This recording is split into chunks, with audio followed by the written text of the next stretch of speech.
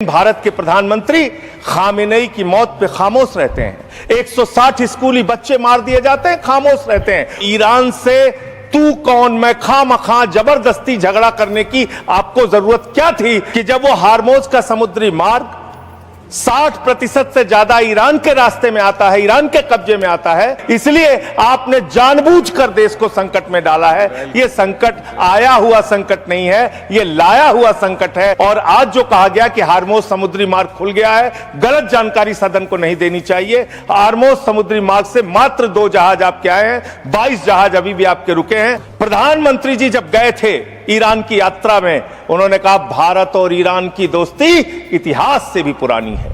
उन्होंने खामेनेई जी को कुरान की पांडुलिपि भेंट की थी 7वीं शताब्दी की मान्यवर। 2019 तक भारत को ईरान से सस्ता तेल मिलता था, रुपए में तेल मिलता था, गैस मिलती थी, हमारा मित्रतापूर्ण संबंध था उनसे। तो यह संकट भारत के ऊपर आपने लाया है, यह आया हुआ संकट नहीं है। तो यह लाया हुआ संकट कैसे है? देश की जनता को नहीं पता था मान्यवर, आपको भी नहीं पता था, हमको भी नहीं पता था, लेकिन आदरणीय प्रधानमंत्री जी को पता था, देश के विदेश मंत्री को पता था कि जो हार्मोज का समुद्री मार्ग है, वहां से भारत की जरूरत का 60% कच्चा तेल आता है मान्यवर, और 50% भारत के जरूरत की गैस आती है, उसी रास्ते से आती है। यह बात नरेंद्र मोदी जी को, आदरणीय प्रधानमंत्री जी को पता थी।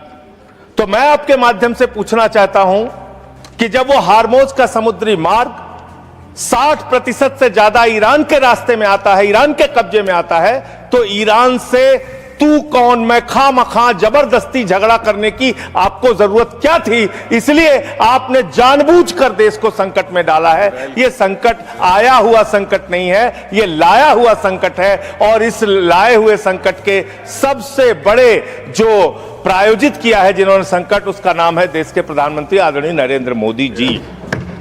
मान्यवर, यह बात देश की जनता को पता होनी चाहिए।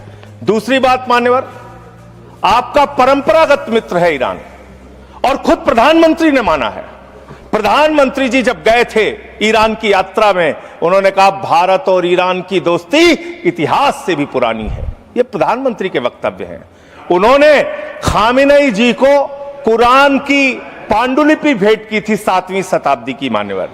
उन्होंने चाबार पोर्ट का समझौता किया था, जिसका बखान प्रधानमंत्री ने खूब किया कि भारत का व्यापार बढ़ जाएगा, पाकिस्तान की अब हमें जरूरत नहीं पड़ेगी, अब हम अपना एक अलग रास्ता बना के और भारत के व्यापार को बढ़ाएंगे। और वहां पर सरकार ने सैकड़ों करोड़ रुपए चाबार पोर्ट पे वेस्ट किया। 2019 तक भारत को ईरान से सस्ता तेल मिलता था, रुपए में तेल मिलता था, गैस मिलती थी, हमारा मित्रतापूर्ण संबंध था उनसे। लेकिन भारत के प्रधानमंत्री खामेनेई की मौत पे खामोश रहते हैं। 160 स्कूली बच्चे मार दिए जाते हैं, खामोश रहते हैं। और इतना ही नहीं मान्यवर, ईरानी नौसेना को हमने अपने युद्धाभ्यास में बुलाया, और जब वो नौसेना का जहाज वापस जा रहा था, 100 नौसैनिक मार दिए गए ईरान के, अमेरिका के द्वारा। प्रधानमंत्री खामोश, हमारे मेहमान मारे गए, एक शोक संवेदना के शब्द हमने नहीं बोले।